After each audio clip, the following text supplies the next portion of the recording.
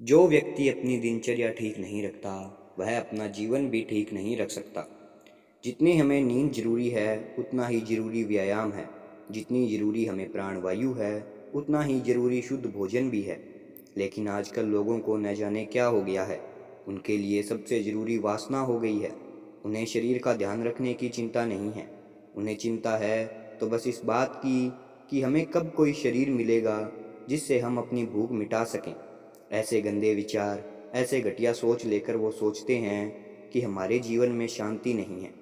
क्या एकमात्र हवस मिटाना ही आपका लक्ष्य है? अगर हाँ, तो मैं तुम्हें बता दूं कि इससे आपका विनाश हो जाएगा और यह कभी मिटती नहीं है। जब तक आप अपने आने वाले भीतर वेगों को रोक नहीं लेते, तब तक आपको शांति तो क्या, कुछ भी नहीं मिलेगा सिवाय निराशा के। अब आप बोलेंगे कि यही तो एकमात्र सुख है और आप इसे ही छोड़ने को बोल रहे हैं। यह सुख नहीं, यह एक बीमारी है। अभी तो आपको पता नहीं चल रहा क्योंकि आप यौवन में हैं, लेकिन एक बार यह 5-7 साल बीत जाएं तब आपको पता चलेगा कि क्यों ब्रह्मचर्य को इतना महत्व दिया जाता है। कितने ऐसे बच्चे हैं जो सोचते हैं कि क्या करूं, खुद को इस दलदल से कैसे निकालूं, आत्महत्या कर लूं। इससे ज़्यादा दुर्गति जीते जी और कोई नहीं है। इसलिए ब्रह्मचर्य का पालन करें। अगर आप गृहस्थ हैं तो सुबह 5 बजे उठ जाएं। यह इतना भी मुश्किल नहीं है। बस रात को अगर 12 बजे सोते थे तो 1-1.5 घंटा जल्दी सो जाएं, वरना 6 बजे तो अंतिम समय है उठने के लिए। अगर सूरज निकल रहा है और आप सो रहे हैं तो आपका तेज नष्ट हो जाएगा, आपकी आयु नष्ट होगी। आपको ब्रह्मचर्य साधारण सी बात लग रही होगी। ज़्यादा नहीं, केवल 2 महीने इसका पालन करके तो देखिए। अगर आपको ऊर्जावान व आनंदमय जीवन का अनुभव न हो तो कहना। और ब्रह्मचर्य पालन करते हुए संतान उत्पन्न कीजिए। संतान सुंदर, तेजस्वी व ताकतवर होगी। शादी के बाद यह बिल्कुल न सोचें कि आपको भोग विलास का पासपोर्ट मिल गया है, अब आप दिन रात उसमें डूबे रह सकते हैं। अगर यही हाल रहा तो वह दिन दूर नहीं जब आपका शरीर मात्र रोगों का घर बन जाएगा।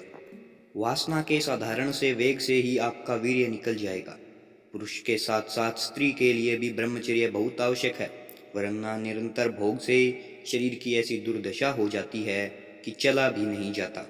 कई लोग बोलते हैं कि शादी के बाद ब्रह्मचर्य का जीवन में कोई महत्व नहीं है। अगर ऐसा है तो 2 साल बाद खुद की हालत देख लेना। खुद पर तरस ना आए तो कहना। मानव शरीर की भी सीमाएं हैं।